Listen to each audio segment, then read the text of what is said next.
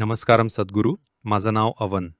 मला माहीत नाही की सध्या सोशल मीडियावर सुरू असलेल्या वादाबद्दल तुम्हाला माहिती आहे की नाही. सोशल मीडिया नेहमीच वादग्रस्त असतो. हो, एक नवीन वाद आहे जिथं एक गुरु आणि त्यांचे शिष्य तुमच्याबद्दल वाईट कमेंट्स करत आहेत. माझ्याबद्दल? होय, खरंच? ते आदियोगीला एक भ्रम म्हणत आहेत. मी इतका वाईट दिसतो का?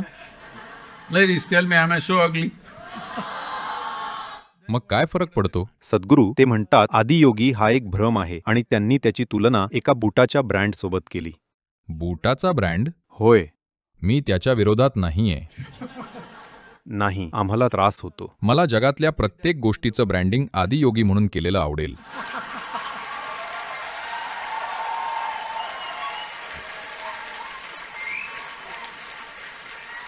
पण आम्ही याचा सामना कसा करावा सद्गुरू? कारण यामुळे वाईट वाटतं आणि आम्हाला कळत नाही कसा प्रतिसाद द्यावा. आम्ही त्यांच्याच भाषेत बोलावं का किंवा काय करावं? कारण आम्हाला याचं उत्तर द्यावंच लागेल. हां. जर कुणी बुटांना आदियोगी हे नाव दिलं तर मला अपमान वाटत नाही. मला हवंय की फरशांना सुद्धा आदियोगी नाव द्यावं. स्त्रियांच्या लिपस्टिकला सुद्धा आदियोगी नाव दिलेलं चालेल.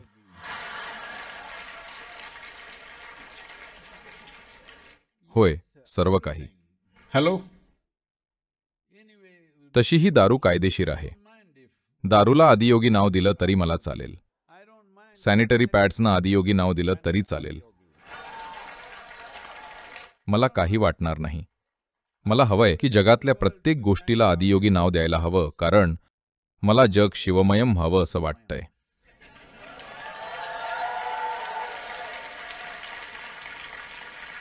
This is हा काही धर्मांतराचा प्रकल्प नाहीये. हे फक्त इतकंच आहे की जीवनाच्या प्रत्येक पैलूला दैवी स्पर्श असायला हवा.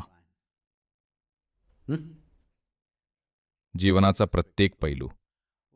केसांचं तेल आदियोगी तेल का नको? त्यांच्या केसांच्या जटा आहेत म्हणून काय झालं?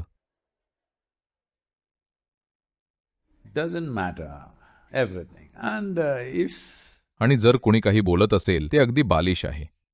अशा गोष्टींमध्ये गुंतू नका. आणि प्रत्येक जण त्याला जे चांगलं म्हणून माहीत आहे तेच बोलतो. yes, तुम्ही काय बोलता? तुम्हाला जे चांगलं माहीत आहे तेच तुम्ही बोलता, नाही का?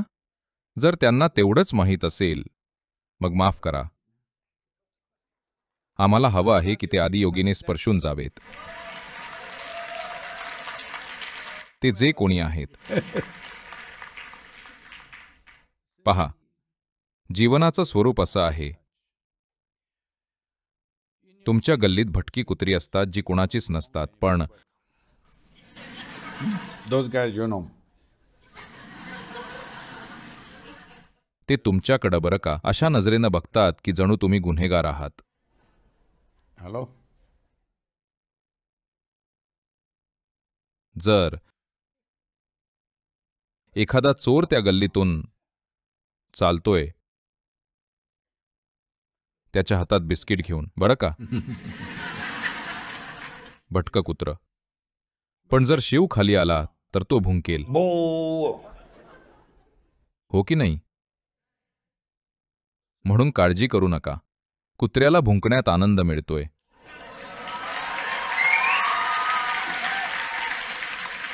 तुम्ही का बरं त्यात लक्ष घालताय? Huh? If जर लोक वाईट गोष्टी बोलत असतील तर तुम्ही म्हणा शेव. hello? त्यात गुंतू नका. तुम्ही रस्त्यावरून चालताना जर कुत्रा भुंकला तर तुम्हीही भुंकाल का? हे तुमच्यासाठी चांगलं नाहीये. Hello? तुम्ही असं भुंकू नका. कुत्र्याला भुंकण्यात आनंद मिळतोय ते तिथंच सोडून द्या.